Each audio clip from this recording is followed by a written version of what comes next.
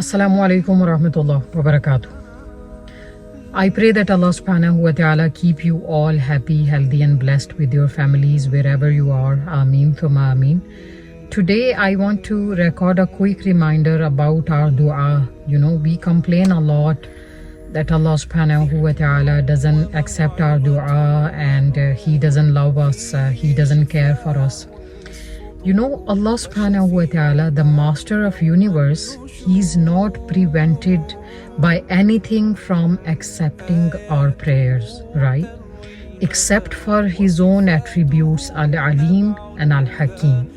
He's the most wise, He is the most knowledgeable. Allah subhanahu wa ta'ala mentions His attribute so many times in the Quran, just to let us know that we should be aware of what His qualities are, right? He's fully aware of our desires, our needs, our requirements, our intentions. He knows that what we want through that dua. And His attributes intervene in acceptance when it comes to dua, right? Al-Alim and Al-Hakim. He has hikmah, He has knowledge, right? Hikmah, the wisdom. Also, when we become a parent, we come to know that this responsibility brings a little bit of hikmah as well, right? We know that we can't give to a child everything whatever he desires for, everything like whatever he wants, right? From toys to clothes to shoes, whatever.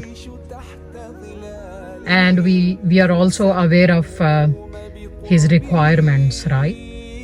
If he has so many pairs of shoes and he asks for one more, you know that what hikmah you need to bring here, right? You'll be like, no beta, you have so many already, you're not getting any more. It's not a good thing that you pile up the things and you hardly even use all of the pairs, right? If he asks for a knife, you'll be like, no beta, you could harm yourself. A child doesn't know. Child just wants to play with the knife, right? He doesn't know that what is the hikmah behind it, why you don't want to give it to him. He doesn't know, but you know that he can harm himself and it could be dangerous for him, right?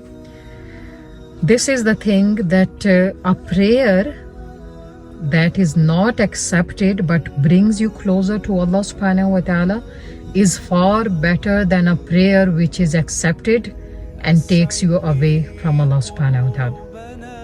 Allah subhanahu wa ta'ala has some hikmah when He doesn't accept your dua.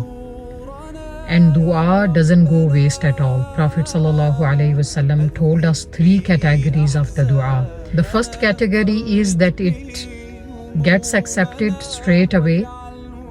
The second is that it doesn't get accepted but any of the calamity is removed from you in the world.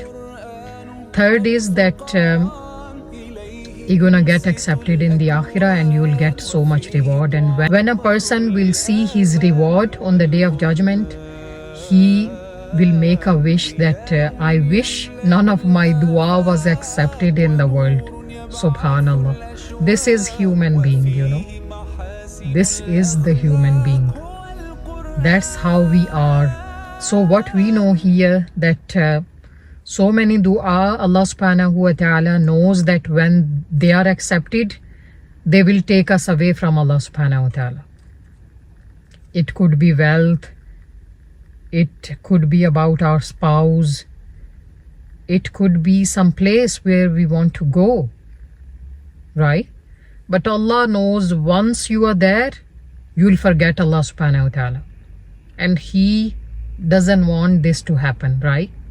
Because then your deen is in danger, your faith is in danger, right? Therefore, we should trust in Allah's wisdom. and we should be pleased with Him wherever we are and whatever we are. And Allah says in the Quran, وَلَلْآخِرَةُ خَيْرٌ لَكَ مِنَ الْأُولَى. Indeed, the Akhirah is far better than the dunya. If the most wise, the most knowledgeable is telling you something, should you not believe? We normally want to take the suggestions from someone who's old and who's wise in this world, right? But wouldn't we accept the request of Allah subhanahu wa ta'ala, the knowledge of Allah subhanahu wa ta'ala, when He says, وَلَلْآخِرَةُ خَيْرٌ لَكَ مِنَ الْأُولَى. Min al-ula, the thing which you have right now, this world, this is not better than the Akhirah. Akhirah is far more better than this. May Allah subhanahu wa ta'ala help us to understand. Ameen. Assalamu alaikum.